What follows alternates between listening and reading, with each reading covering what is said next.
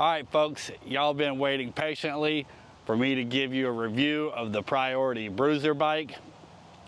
I didn't want to take the bike out on one trip and then tell you what I thought about it, so I wanted to hold on to it for a while and get a few rides in and then give you guys my opinion.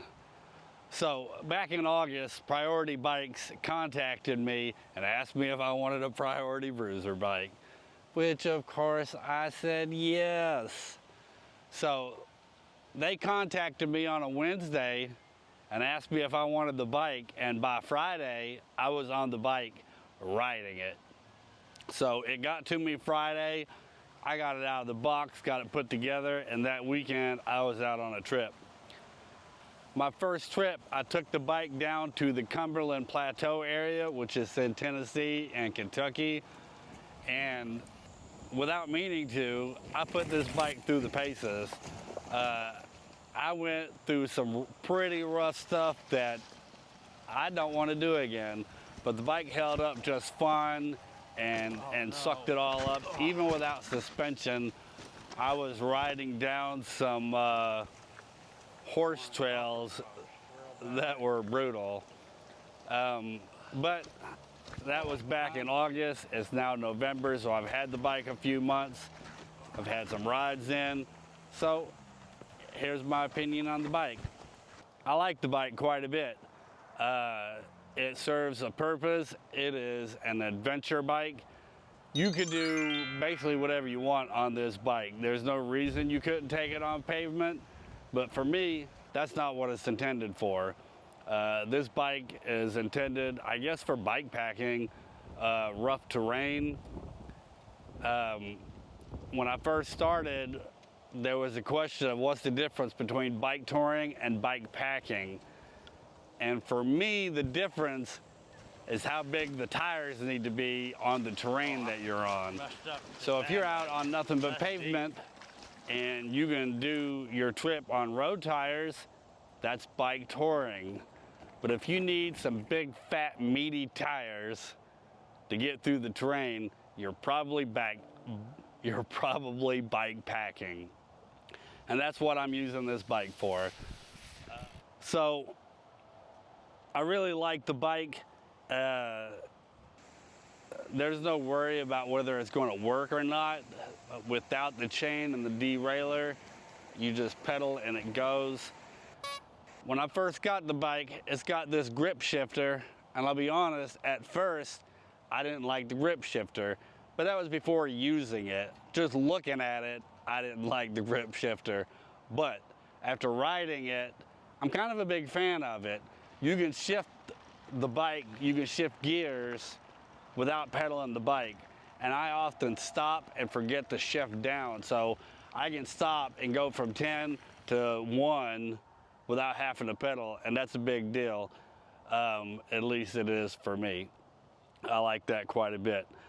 The only thing I've done to the bike so far has been replacing the grips. I didn't care for the grips that came on it, but I think they do that on purpose because everybody changes their grips. Like, grips is a personal thing. So the bike itself, it's an aluminum frame with an aluminum rigid fork. There's no suspension at all. And when I did my West Virginia bike touring trip, I did that on a mountain bike with suspension on the fork. And I was able to pack stuff on the suspension fork, but I realized halfway through the trip, I really didn't need suspension. So I was already contemplating how could I get a rigid fork when I got this bike. So this bike has a rigid fork, and each fork has 3 mounting points for you to mount your gear on, which is pretty cool. You don't have to worry about tearing up your suspension packing weight on it.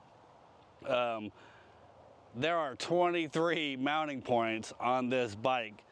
I guess 25 if you count where you mount the rack at. I immediately took the rack off my mountain bike and put it on here to load it up.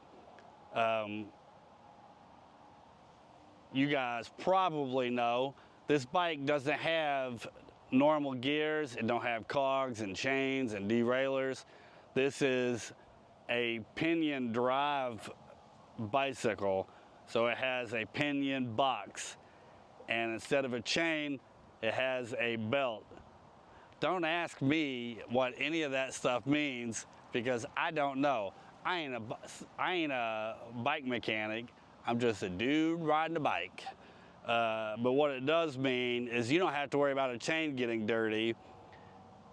If the belt gets dirty, you just keep riding.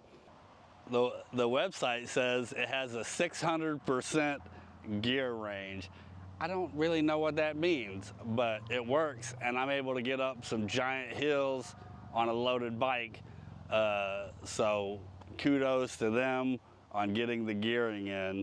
I believe it's a 12 speed, so there's 12 gears and they don't overlap like some of the normal bikes. Their gears overlap. I don't know, that's just what I read. It's got hydraulic disc brakes. I don't know anything about hydraulic disc brakes. They work. I think they're really good, except for bleeding them, which I haven't had to do yet, obviously. And I'll probably let the bike mechanic do it when it does need done. It comes with 32 spoke wheels, which are good. You want some heavy duty wheels when you're bike packing. You don't want to be blowing spokes. I'll be honest, I was beating the crap out of it right off the bat, and I didn't break anything, so they work. And it comes with 29-inch tires that are 2.6 inches wide. These tires are massive. I'm not sure they're not bigger than I need. If you was going to stay on gravel roads and on pavement, I might get smaller tires, but this is an adventure bike, and I don't know what I'm getting into when I take this bike out. So I'm probably going to maintain these tires for a while. It's an adventure bike, and it needs to go where you want it to go. This will be the bike that I take on bike packing trips. Over the winter time, I have several bike packing trips planned out, and they're all going to be on this bike, every one of them. I won't have to worry about the snow on the cogs or chain or anything like that. I won't have to worry about anything not working when I'm in the middle of nowhere and it's snowed out. So this is basically going to be my main bike over the winter time. So I've taken the bike out on several trips, loaded down with weight, and it feels extremely stable. No matter how I pack the stuff in my bags, the bike itself is extremely stable. I will say that, because I can tell a massive difference between that and the mountain bike that I was trying to bike pack on, especially the first bike that I tried to bike pack on. If you want to be able to pack your stuff on this bike and take off and not worry about whether you have mounting points or whatever, this bike's kind of a beast. This thing has mounting points on the seat stay, I believe it's called. There's mounting points on the top of the top tube. Mounting points on the seat post. Is that what it's called? I don't know. And there's mounting points on the top and bottom of the bottom tube. Mounting points on the fork. It really has mounting forks, or it really has mounting points all over the place. Oh, and it comes with a kickstand. A lot of y'all don't like kickstands, but I like a kickstand. And this one is removable if you don't want a kickstand. So you could take it off, but mine's not coming off.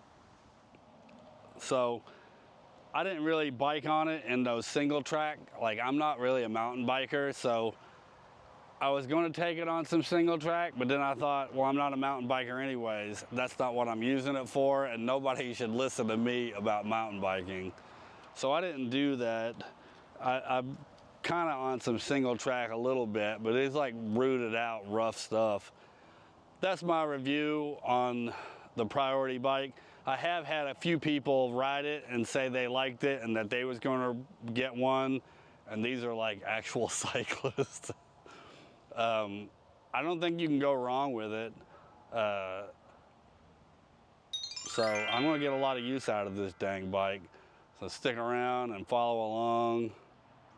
We'll see where we go. This is quality content. Like and subscribe.